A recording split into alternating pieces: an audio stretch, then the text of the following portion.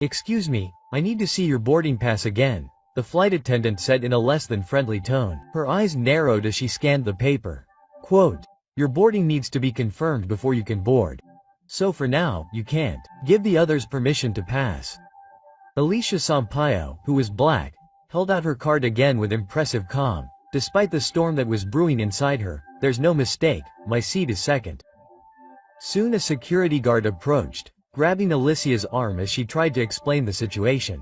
His fingers dug into the fabric of her blazer as he pulled her away from the gate. The other passengers watched, some worried, others indifferent, some even approving of the scene. But in less than 30 seconds something unbelievable happened. The airport's giant flight boards flashed and went out.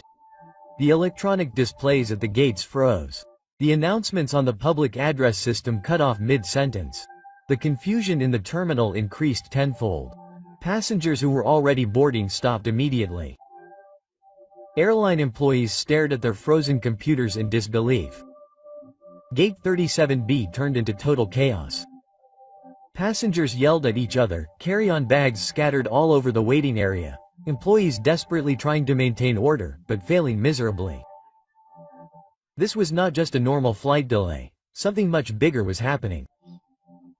This story shows karma at work when a woman who was underestimated and prevented from boarding reveals who she really is and makes the airline regret its decision. Have you ever suffered discrimination at the airport? Share your experience in the comments. And if you are against prejudice and injustice, subscribe to the channel now. Write justice in the comments and tell us where you are watching from, because this story of justice is just beginning. After all, who is Alicia Sampaio and how did she become powerful enough to bring down an entire airline? Alicia's journey to become one of the most influential technology CEOs in Brazil is truly impressive. Unlike many executives with wealthy families and important connections, Alicia came from nothing. Her mother worked herself to death to pay the bills in a neighborhood where success stories were rare. At 16, Alicia already showed an incredible talent with computers. While other teenagers were at the mall, she was fixing broken electronics from thrift stores and teaching herself to code on a used computer that a teacher had gotten for her. It wasn't just a hobby, it was a way of surviving. By the time she was 17, she was making enough money fixing computers for local businesses to help her mother pay the rent. But life was never easy. When she applied to college, even with perfect scores on the ENM, she was on the waiting list of every top technology school she tried. When she finally got into USP with a partial scholarship, she had to work 2 jobs to support herself. After college, the story repeated itself. In her first job, she saw white male colleagues with less experience get promoted before her. When she created an innovative algorithm that saved the company millions, her boss took credit. When she complained, she was called difficult and uncooperative. But Alicia doesn't let herself get down, she builds. Instead of fighting a system designed to prevent her success, she created her own. At the age of 28, she mortgaged everything she had to open Nexus Tecnologia. The first office was her apartment. The first employees were 3 colleagues who believed so much in her vision that they agreed to work in exchange for a stake in the company, since she could not pay salaries. 15 years later, Nexus Tecnologia employed more than 5,000 people worldwide and had revenues of $6 billion. Alicia Sampaio was not only a successful woman, she was a force of nature who transformed an industry. On the morning of our story, Alicia was preparing for what could be the biggest deal of her career. In her penthouse apartment overlooking Ibirapuera Park, she packed a small suitcase for her trip to Singapore. The Global Forum for Technological Innovation was not just another conference. It was where Alicia would give the keynote speech that would secure a $2.5 billion investment from the Singapore Sovereign Fund. This investment would not only expand the technology annexes, but also finance her most ambitious project to date. Unlike many executives who travel with an entire team, Alicia preferred to travel alone on long international flights. It gave her time to think, prepare, and strategize for the challenges ahead. She dressed simply, comfortably, but professionally: black slacks, a silk blouse, and a tailored blazer that she could take off during the flight. Her only luxury was a pair of handmade leather loafers. What Alicia didn't know when she left home that morning was that she would cross paths with Ricardo Albuquerque, CEO of VOA Brazil, a man whose management was sinking the company. VOA Brazil was once the pride of Brazilian aviation. Founded in the golden age of air travel, it built its reputation on luxury, service, and exclusive experiences. Its slogan, "The elite in the skies," was once an aspiration. Now, under Ricardo Albuquerque's leadership, it had become something else. At 68, Ricardo Albuquerque was a third-generation airline executive. Her grandfather founded VOA Brazil, her father expanded it, and Ricardo inherited the CEO position almost as if it were a birthright. With his perfectly combed gray hair and tailored suits from famous tailors, Ricardo had the appearance of the perfect executive, but appearances can be deceiving. That morning, Alicia's car pulled up to the departure terminal. She gave the driver a generous tip. Pulling her wheeled suitcase, she entered the terminal, unaware that her routine business trip was about to become anything but routine. Her day of frustrations began the moment she passed through the revolving doors of Congonhas Terminal 2. Having flown first class hundreds of times, she headed to the premium check-in area, a separate section with plush carpeting, few passengers, and employees trained to serve VOA Brazil's most important customers. But before she reached the counter, the attendant intercepted her. "The economy check is over there, ma'am," the attendant said, casually gesturing toward the enormous line where dozens of passengers were waiting. Alicia paused, took a deep breath, and politely replied, "I'm flying first class to Singapore." She showed the digital boarding pass on her phone as proof. The attendant barely glanced at it. "Economy check-in is over there," she repeated, this time with visible impatience. It was the first small cut of the day, a moment most white travelers would never experience. She didn't argue. Instead, she walked over to the premium counter and was greeted by another employee who checked her in without a hitch, but not before double-checking her reservation with a surprised look. After checking her larger bag, Alicia headed for the X-ray machine with only her designer carry-on and her briefcase. The premium security line was nearly empty, a perk of traveling first class that usually made the sky-high ticket prices worth it. But as Alicia approached the federal police station, an agent pulled her out of the premium line. "Random inspection, you'll have to go through a more detailed pat-down." Alicia watched as three white businessmen, with expensive interns, walked through the premium line without the same PF agent even looking at them. She looked around at the randomly selected travelers in the search line. All of them were black or Latino. When it was her turn, the search by the officers went far beyond the norm. Their hands lingered too long in inappropriate places, searching the same areas multiple times.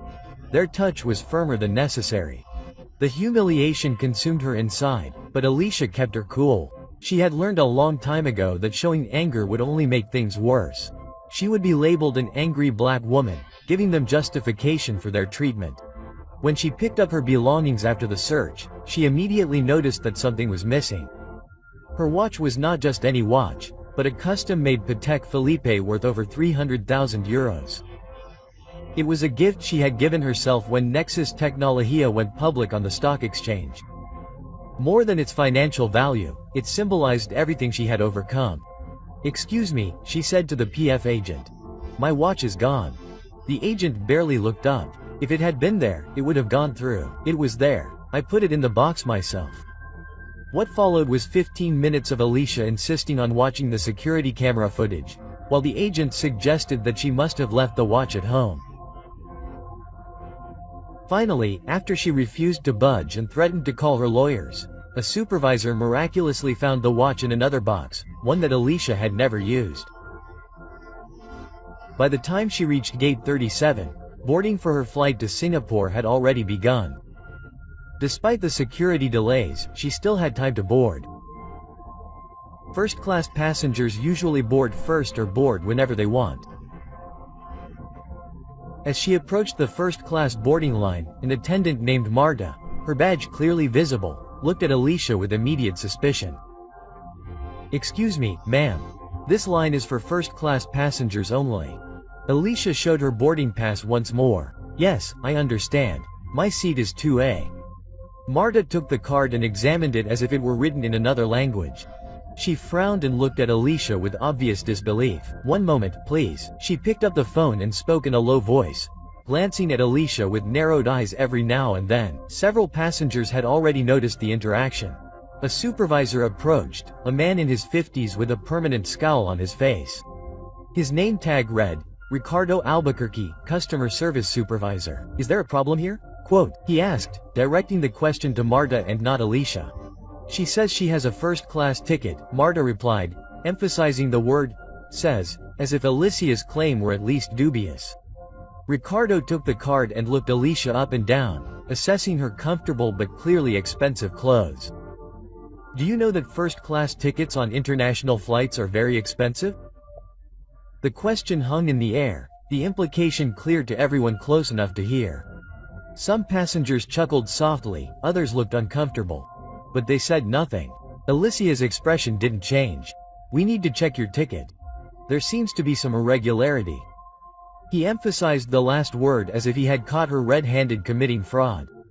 "What irregularity?" Alicia asked. "I need to see other documents. Passport, credit card used for the purchase, and authorization from the company for the expense." That wasn't standard procedure, it wasn't required of other passengers. It was harassment disguised as security protocol. Several passengers had already taken out their cell phones to film the interaction. An older white lady muttered loudly, "Just show your ID if you have nothing to hide." Alicia provided her passport and corporate credit card, but rightly refused to show any company authorization. A document that is not required by any airline for any passenger, regardless of ticket class. "You'll have to wait a bit while we verify this information," Ricardo insisted. "The flight needs to continue boarding." And while other first-class passengers boarded with just a quick glance at their boarding passes, Alicia was escorted to a customer service desk far from the gate. They were told the check-in would take a few minutes. Those few minutes stretched to 20, then 40, then more than an hour. Alicia sat at the counter watching the minutes tick by on her recovered watch. No updates were given, no explanation offered. She asked repeatedly about the status of the check-in, only to be told, "We're working on it." From where she sat, she could see her gate. She could see the last boarding calls, she could see the door to the jetway slowly closing. But what she could also see and hear was a group of VOA Brazil employees gathered at a nearby counter, looking at her and laughing every now and then. Although they tried to keep their voices low in the busy terminal with poor acoustics, snippets of their conversation reached her. "She thinks she belongs in first class. This is probably her first time on a plane. I bet you won't be so bold when you miss your flight." Every word was a stab, but what hurt the most was seeing her flight. A flight that she had every right to be in, a seat she had paid dearly for, leave without her. The boarding gate closed, the jetway was retracted. Through the large windows, she saw her plane taxiing away. Only then did Ricardo return to the counter. "I regret to inform you that while we were checking your information, your flight departed," he said, without a hint of regret. "Unfortunately, you missed your boarding time." Alicia's voice remained firm, despite the anger and hurt that was building inside her. "I missed my boarding time because your staff deliberately detained me with false excuses." Ricardo ignored your accusation. "We can rebook you for the next flight to Singapore, which leaves in approximately 5 hours. However, I'm afraid that first class is full. We can offer you a seat in economy." That was the last straw. Not only had they denied her the seat she had paid for, but they were downgrading her while pocketing the substantial difference in the fare. "Show me the reservation system," Alicia demanded. "I want to see the first-class passenger manifest for that flight." "Ma'am, I don't have authorization for that." "Show me the system," Alicia repeated, already standing up. "Or I'll have my company's legal department check all the records for that flight." Her calm and confidence must have shaken him, because to her mild surprise, Ricardo turned the monitor toward her. Whether he thought she wouldn't understand what she was seeing, or whether he was simply panicking, we'll never know. But what Alicia saw confirmed her suspicions. There were 3 open seats in first class on the next flight. "You're lying to me," she said simply. "There are 3 open seats in first class." Ricardo quickly turned the monitor back. "They blocked it for operational reasons." "What operational reasons?" Alicia asked. "I can't argue." Discriminatory reasons, Alicia said, her voice loud enough to be heard by nearby passengers. You denied me boarding my original flight and now you're lying about availability to keep me out of first class on the next one. Several other travelers had stopped to watch the argument. Some were filming with their cell phones, sensing something important was happening. I demand that my ticket be rebooked to first class on the next flight as compensation for missing my original flight due to the actions of your employees, Alicia stated firmly. Ricardo's face turned red. Ma'am, I'm going to have to ask you to lower your voice. I will not keep quiet when I'm being discriminated against, Alicia replied. Her voice was perfectly controlled, but loud enough to be heard clearly by those around her. It was then that Ricardo made the decision that would ultimately destroy his company. He signaled for security. Two guards quickly approached and the taller one grabbed Alicia's arm with unnecessary force. Ma'am, you need to come with us now, he said roughly. Get your hands off me, Alicia said. I haven't done anything wrong. The guard grabbed her arm, pulling her away from the counter. The sudden movement caused Alicia to drop her purse, and her cell phone and documents scattered across the floor. As she bent down to pick them up, she noticed a familiar figure watching the scene from a short distance away. Even without the photos she had seen in the media, she would have recognized Ricardo Albuquerque by his air of superiority. The CEO of Voa Brazil was observing the situation with what could only be described as satisfaction. As security continued to lead her out, she heard Ricardo turn to a colleague and mutter words that would soon come back to haunt him. Some people just don't know their place. It was at that precise moment, as she was being forcibly escorted through the terminal while other passengers watched and whispered, that Alicia's cell phone rang. What would you have done if you were in Alicia's shoes? Would you have agreed to board the next flight in economy, or would you have stood your ground and demanded a seat in first class? Share your thoughts in the comments below, and be sure to subscribe to the channel now so you don't miss these stories. Alicia Sampaio carefully gathered up her documents scattered across the floor. Her movements were deliberate and unhurried, despite the security guards hovering over her. Her cell phone kept ringing, the personalized ringtone indicating that it was Marcos, her chief strategy officer. This was not a call she could ignore, not even in the midst of the chaos. I need to take this, she told the guards, her tone making it clear that it was not a request. Alicia stepped back a little, maintaining eye contact with the guards to ensure that they would not attempt to physically remove her again. Marcos answered, his voice immediately changing to a professional tone. What is the status? What did the guards not know? What Ricardo Albuquerque himself did not know as he watched from afar with smug satisfaction was that this call would be the beginning of the end for Voa Brazil. The Singapore Sovereign Wealth Fund needs our decision by tomorrow morning, Marcos explained urgently. They need to know which airline we are going to recommend for the global corporate contract before they can finalize the acquisition documents. And here was the first revelation that would change everything. Her company wasn't just a client of several airlines. They were doing the final evaluation for a global corporate contract worth $18 billion less over 5 years. The airline that secured this contract would provide exclusive travel services to over 40 multinational companies within Nexus Tecnologia's partner network. Voa Brazil was on the shortlist along with 2 other major companies. Alicia's flight today was supposed to be the final evaluation of Voa Brazil's international first-class service. A test they had just failed catastrophically, without even knowing they were being tested. I've seen enough, Alicia replied, looking directly at Ricardo Albuquerque, as if he could hear her. Remove Voa Brazil from consideration immediately. Prepare the recommendation for Singapore Airlines, but Marcos had more urgent news. There's another problem, Alicia. The market is getting nervous about our position on Voa Brazil. There are rumors that we may be selling our shares, Marcos said. And here was the second bombshell behind the scenes. Through her private investment firm, Alicia Sampaio personally controlled 28% of the shares in Voa Brazil. Together, they represented the largest block of shares in the company, larger even than the shares held by the Albuquerque family. Most of the passengers watching the scene had no idea that the woman, being mistreated, had enough shares to destroy the value of the company with a single sell order. The conference in Singapore is not just about our recommendation, Alicia, Marcos continued. Everyone is waiting for your speech to signal the green light for our acquisition negotiations. And there was the third revelation.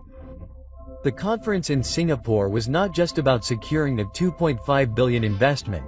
It was about finalizing the acquisition of Aerolíneas del Sur by Nexus Tecnologia, VOA Brazil's biggest competitor in the South American market. A change that would fundamentally reshape the aviation industry for decades. The security guards shifted uncomfortably, sensing that this seemingly routine situation was escalating into something far beyond their pay grade. One of them spoke into the radio, updating someone on the situation at Terminal 2. Alicia's mind was working with the calculating precision that had made her a legend in the technology industry. In less than 10 seconds, she had formulated a plan that would bring justice and a powerful business lesson. Marcos, I need you to do something now. Contact our legal department and activate our voting shares. Call a special meeting of the VOA Brazil Board of Directors today, not tomorrow.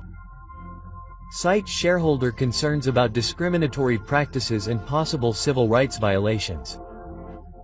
She paused, looking at Ricardo Albuquerque, who was now engaged in what seemed to be an increasingly heated conversation with Ricardo Albuquerque, the supervisor who had denied her boarding. And Marcos, execute the Delta Plan. The Delta Plan was not just a dramatic phrase she had made up on the spot for impact. It was a strategy developed years ago for situations just like this, when discrimination threatened not only her dignity but the integrity of her business operations. After ending the call with Marcos, Alicia immediately made another call to her CFO, then to her lawyer, and then to the head of her PR team. Each call lasted less than 30 seconds. Each set in motion a different aspect of her response. The security guards still hovered nearby, but now they seemed uncertain. One kept looking at his radio, waiting for instructions. The other was staring at Alicia openly, with growing recognition, as if trying to remember where he knew that face from. Across the terminal, Ricardo Albuquerque was now gesturing furiously in Alicia's direction as he spoke to an airport police officer. From his body language and occasional glances in her direction, it was clear that he was trying to get her removed from the airport. She is causing a disturbance and threatening our employees. Ricardo's voice echoed through the space, his volume rising with frustration. I want her escorted out of this terminal immediately. Unfortunately, a small group of passengers, the same ones who had filmed the argument earlier, began to vocally support Ricardo's demand. Get her out of here, shouted a middle-aged man in a polo shirt. Some people don't know how to behave in public. She's holding everyone up, added a woman. And then came the most disgusting comment of all, shouted by a red-faced man who seemed emboldened by the growing hostility. Go fly with your people. Blatant racism hung in the air, shocking even some of those who had been quietly critical earlier. Some passengers ducked their heads, uncomfortable with the explicit hatred now on display. Others moved away, not wanting to be associated with such bigotry. But something unexpected happened when the airport police officer approached Alicia. Instead of immediately moving to escort her out, he hesitated. His eyes widened slightly with recognition. Señorita Sampaio, he asked quietly. Alicia Sampaio, from Nexus Tecnologia, the police officer, whose badge said Officer Fernandez, had recognized her from a recent cover story in Exam magazine, highlighting the most influential black executives in Brazil. You were on the cover of Exam not long ago, he continued, keeping his voice low. My daughter did a school project about you last month. She wants to be a software engineer because of you. That small moment of recognition, of being seen for who she really was, rather than what prejudiced assumptions had made of her, changed the course of events. Officer Fernandez subtly positioned himself between Alicia and the increasingly hostile group of passengers. It wasn't obvious, but he had made a decision about whose safety he was putting first, and so he began. Across the terminal, electronic departure boards flickered. The screens showing CNN Brazil in the waiting areas went black for a moment, then came back on with breaking financial news. The caption at the bottom of the screen told the story. VOA Brazil shares fall amid rumors of stock sale by major shareholder. Travelers throughout the terminal began to take notes, pointing at the screens and murmuring to one another. Some took out their phones to check their investment apps. The atmosphere in Terminal 2 changed subtly as the financial drama began to overshadow the staff.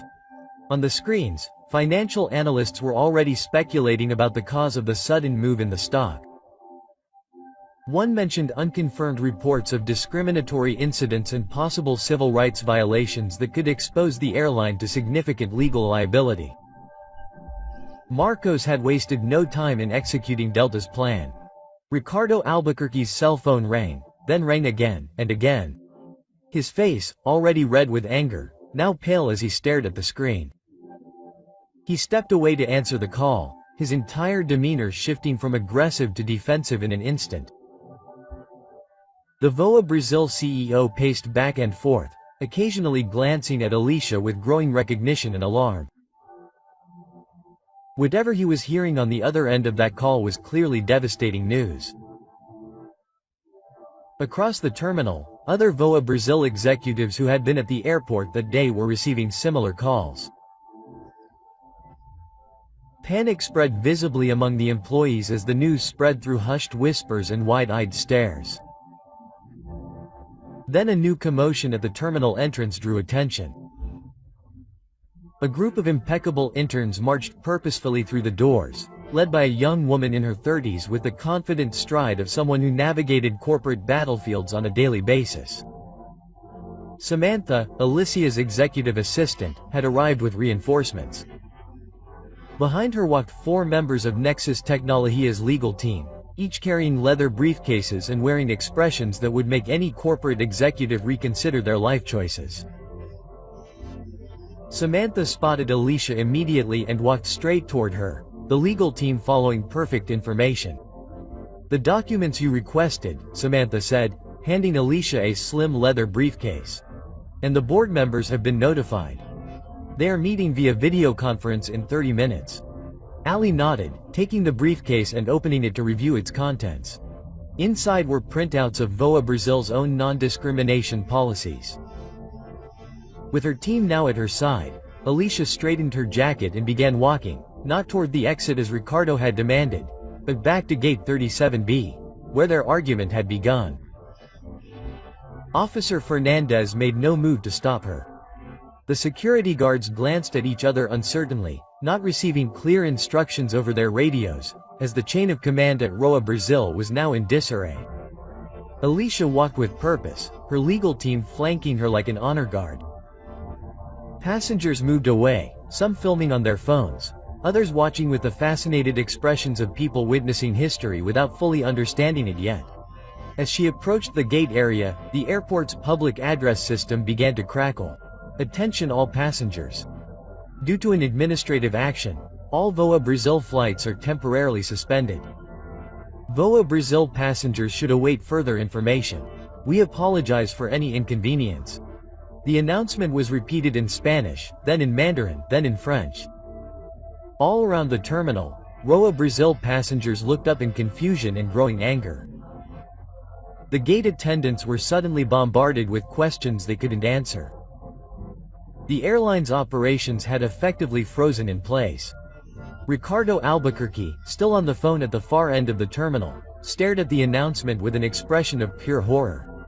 In that moment, he finally connected the dots between the woman his staff had discriminated against and the financial catastrophe now unfolding around him. Alicia hadn't just been denied boarding or a first-class seat. She had been denied her dignity. And now Grandpa Brazil was about to learn exactly how costly that mistake would be.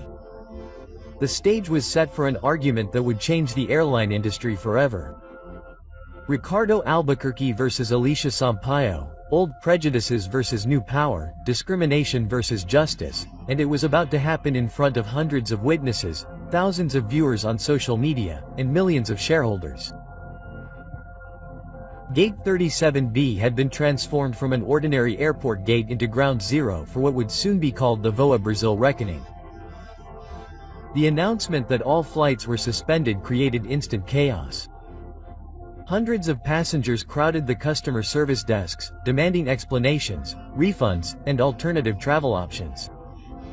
"What does it mean that all flights are suspended?" I have a connecting flight to catch.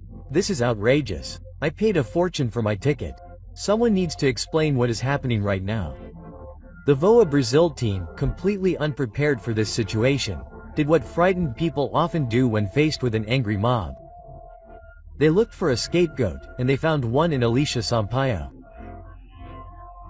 "Ma'am, if you hadn't interrupted our boarding procedures, none of this would be happening," announced Marta, the gate attendant, who had first questioned Alicia's ticket, self-assured for nearby passengers to hear.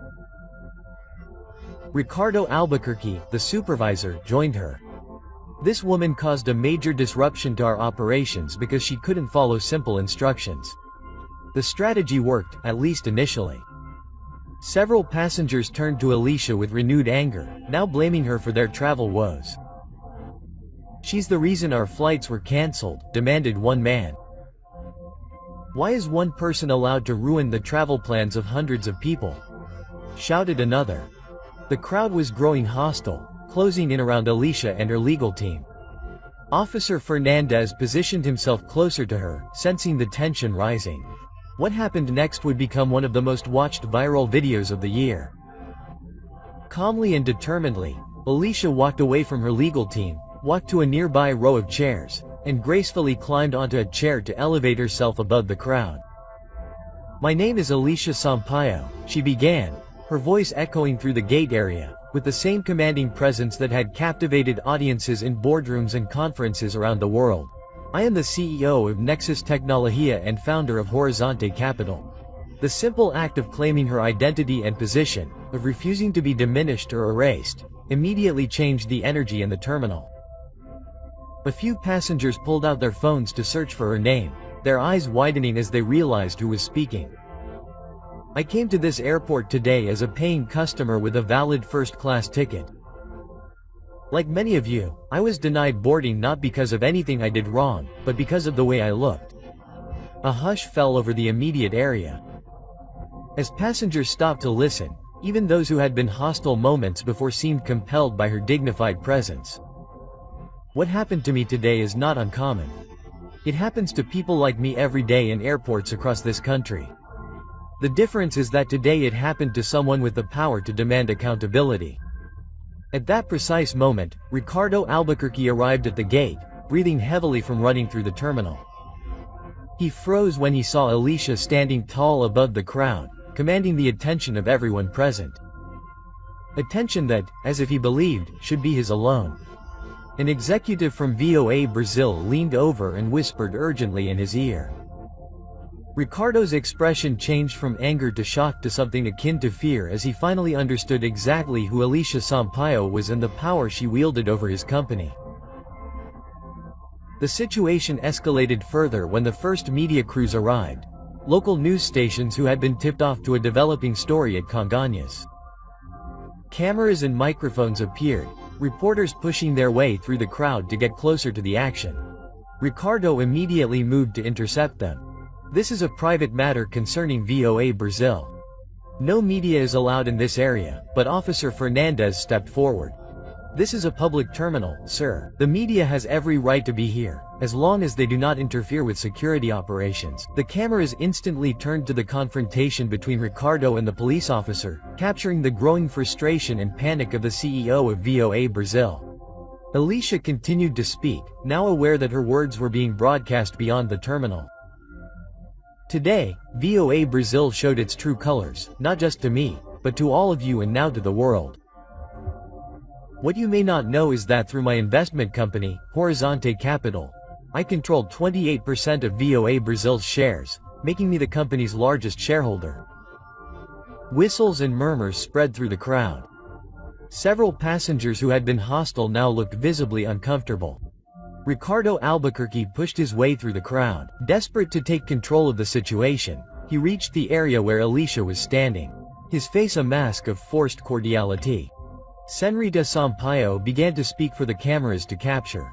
"Clearly there has been a terrible misunderstanding. On behalf of VOA Brazil, I want to personally apologize for any inconvenience you have experienced today."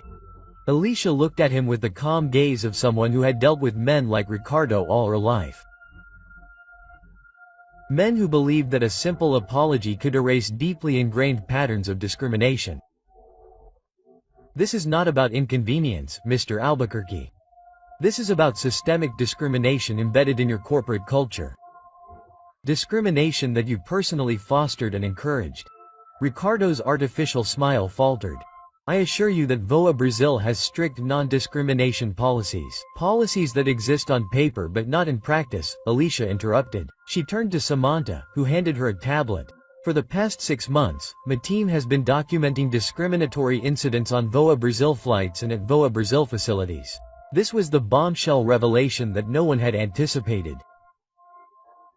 On the tablet, Alicia opened a report with dates, times, and details of dozens of incidents, complete with photographic evidence and testimonies. Mystery shoppers on your airlines, people of different races, religions, and backgrounds, all traveling on identical tickets and itineraries. The disparities in how they were treated are not only disturbing, they are legally actionable. Ricardo's face had gone from red to pale as the implications became clear.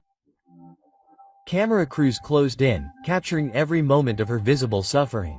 Senrita Sampaio, he tried again, lowering his voice. Perhaps we can discuss this in private.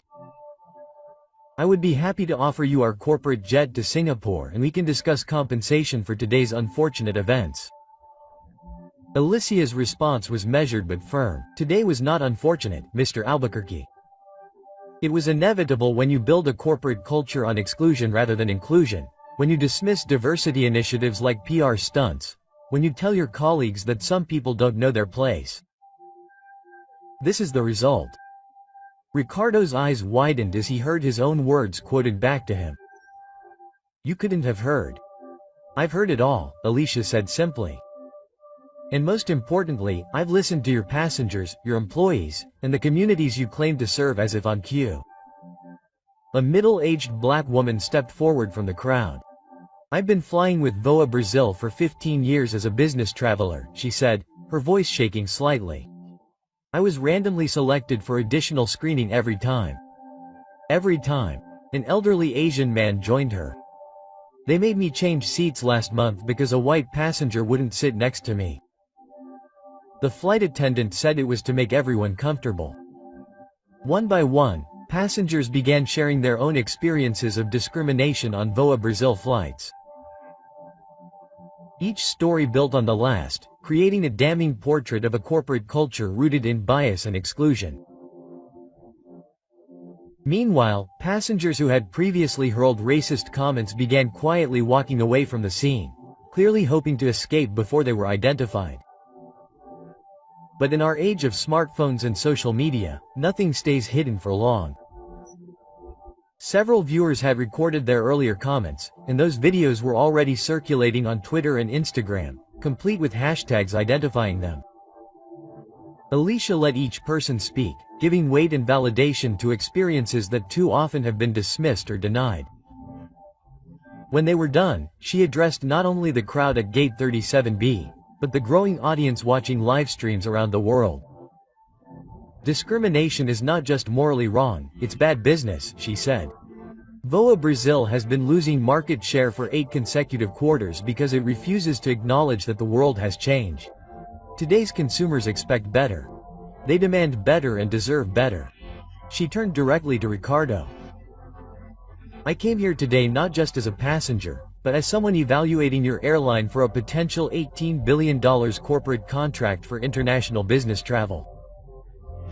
I was also considering a full acquisition of VOA Brazil to expand Nexus Tecnologia's transportation division. Ricardo Albuquerque looked like he might faint right there. The potential deals she mentioned represented the lifeline his struggling airline desperately needed. A lifeline he had just seen slip away due to his own company's discriminatory practices. Based on what I have experienced and documented, Alicia continued, I cannot in good conscience recommend VOA Brazil to my partners or consider it for acquisition, not without fundamental changes in its leadership and culture. By this point, the discussion had become the top trending topic on social media. Barnashiva Brazil's settlement of accounts and Alicia Sampaio's Hango were trending worldwide. The live streams had hundreds of thousands of simultaneous viewers, all watching as decades of discriminatory airline practices were exposed in real time. The situation escalated further when 3 members of VOA Brazil's board of directors arrived at the terminal. Having been alerted to the crisis, they approached with visible alarm, clearly recognizing the catastrophic damage being done to the company's reputation and stock value with every passing minute. "Señorita Sampaio," said the senior director, "we understand your concerns and take them extremely seriously. We would like to call an emergency board meeting immediately to address these issues." Alicia nodded. "That is exactly what I requested an hour ago." The group moved toward a private airport lounge that had been hastily secured for the impromptu board meeting. As Ricardo Albuquerque stood visibly shaken, cameras tracked his every move. The difference between his previous confident demeanor and his current defeated one told the whole story without a single word. Inside the airport's premium lounge, now empty of other passengers, VOA Brazil's board members gathered both physically and virtually. Large screens showed the faces of the directors who could not be present in person but had joined via video conference. Each wore expressions of grave concern. Alicia and her legal team presented their evidence methodically and devastatingly. The documentation was incontrovertible. Emails from Ricardo dismissing diversity concerns, statistics showing patterns of discriminatory treatment, testimonies from former employees about explicit orders to treat certain passengers differently from others. As the presentation continued, Ricardo's breathing became labored. He loosened his tie, his face flushing an alarming shade of red. Sweat broke out on his forehead despite the cool temperature of the lounge. In the middle of presenting evidence, as Alicia explained how discrimination had cost VOA Brazil 3 major corporate accounts the previous year, Ricardo suddenly grabbed his chest and collapsed into his chair.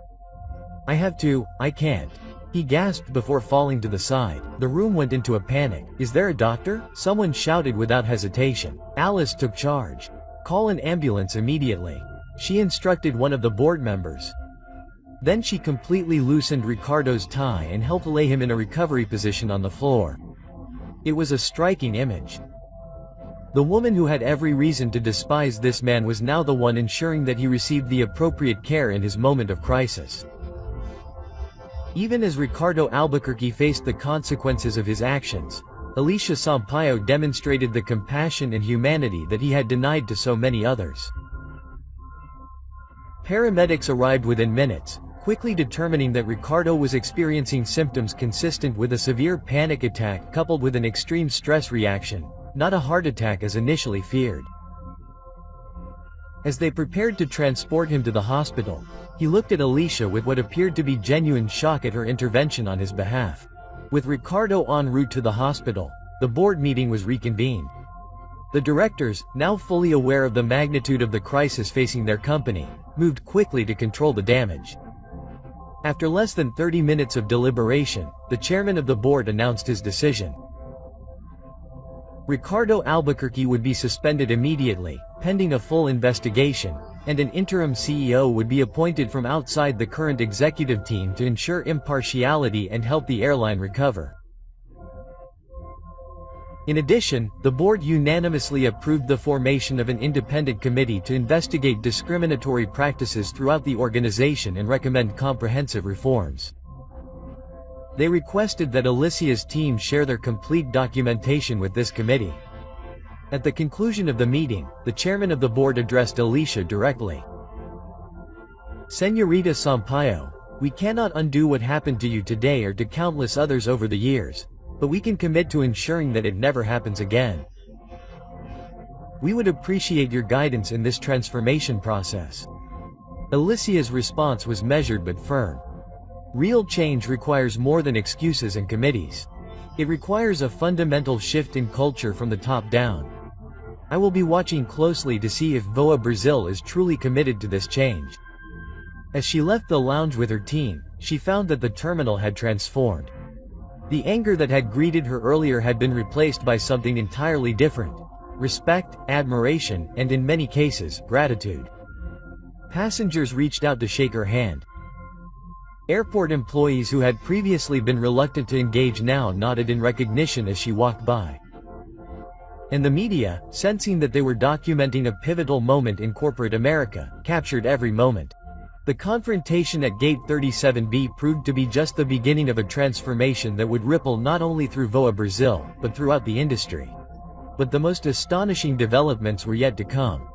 A week after the confrontation at Gate 37B, the world witnessed something unprecedented in the history of aviation. The Grand Ballroom in Manhattan was packed with journalists from around the world. The VOA Brazil logo, once a symbol of prestige, now hung behind the podium like a relic of a bygone era. Interim chairman of the board D. Janet Rivera, notably the first Latina to hold such a position at a major airline, stepped up to the microphone. The room fell silent. After careful consideration and preliminary findings from our internal audit, the board of directors made the difficult but necessary decision to suspend all operations of VOA Brazil, effective immediately. The announcement sent shockwaves through the industry. Never before had an airline of VOA Brazil's size voluntarily grounded its entire fleet outside of a national emergency. More than 250 aircraft would be idled at airports around the world. More than 21,000 employees would be placed on paid leave during what was described as a comprehensive restructuring. The financial cost was staggering, estimated at more than 35 million rallies per day. In his presentation, the Docuta, Rivera made clear that the cost of continuing to do business as usual would have been far greater. Some have asked why such a drastic measure is necessary. Rivera began, his voice firm and resolute. My answer is simple. Sometimes you have to tear down the foundation in order to rebuild properly. VOA Brazil's problems are not superficial issues that can be fixed with sensitivity training or policy memos. The discrimination was structural, embedded in the company's culture from its highest levels to its daily operations. Cameras panned the room, capturing the solemn faces of board members as they came to acknowledge the full extent of their company's failings. Many initially resisted the idea of a complete shutdown, advocating for less drastic solutions, but the preliminary results of the audit silenced those objections. Over the course of the week following the LaGuardia incident, VOA Brazil terminals around the world were turned into ghost towns.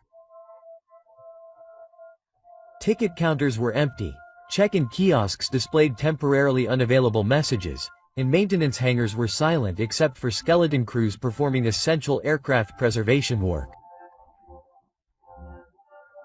At JFK, a time-lapse camera captured the VOA Brazil fleet being towed to remote locations, their engines covered and their paintwork suddenly looking like artifacts of a company long since forgotten. The airline industry, accustomed to operating continuously, no matter the circumstances, watched in disbelief as one of its most senior members voluntarily retired from the skies.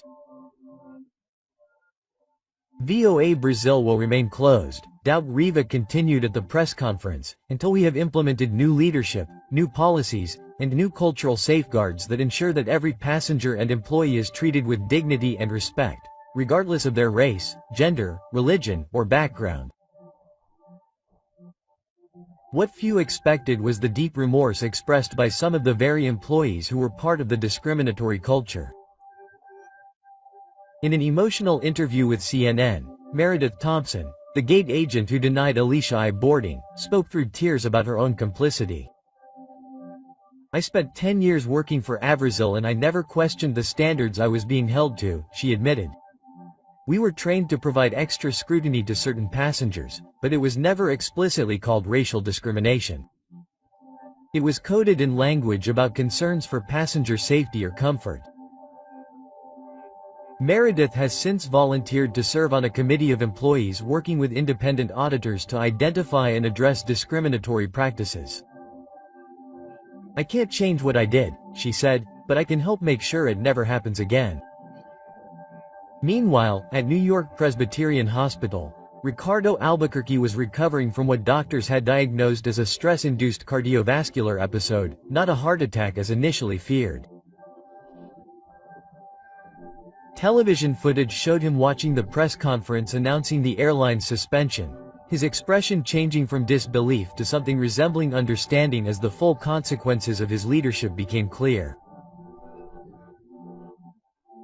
According to sources close to him, Ricardo had been unusually quiet during his recovery, refusing to release statements or mount a defense of his actions. A hospital staff member reported hearing him say she was right, though it was unclear whether he had met Alicia or someone else. 2 weeks after the shutdown, the independent auditors released their preliminary findings, and they were even more damning than anticipated. The impact extended far beyond VOA Brazil. Within days of the audit's release, rival airlines began announcing their own diversity initiatives, clearly fearing similar scrutiny. United Airlines launched a sweeping review of its customer service practices. Delta established an independent oversight committee for discrimination complaints, and American Airlines announced mandatory anti-bias training for all employees. What we're seeing, noted airline industry analyst Maria Shen, is an unprecedented moment of soul-searching across the airline industry. The VOA Brazil incident forced every airline to confront practices they had ignored or denied for decades. 3 months after the LaGuardia confrontation, the transformation of the aviation landscape was evident. The Department of Transportation announced new regulations requiring airlines to track and report data on the treatment of passengers by race and other demographic factors. Industry associations established certification programs for equal customer service, and insurers began offering lower rates to airlines with robust anti-discrimination programs. At LaGuardia Airport, Gate 37B, where it all began, was being renovated. The VOA Brazil signage had been removed, but a new sign covered in blue construction wrap bore the phrase, "Coming soon, a new way to fly." Behind the barricades, workers were installing a completely redesigned gate area, featuring accessibility improvements, prayer rooms, multilingual signage, and culturally inclusive artwork. 6 months after suspending operations, VOA Brazil returned to the skies with new leadership, new policies, and a new commitment to inclusion.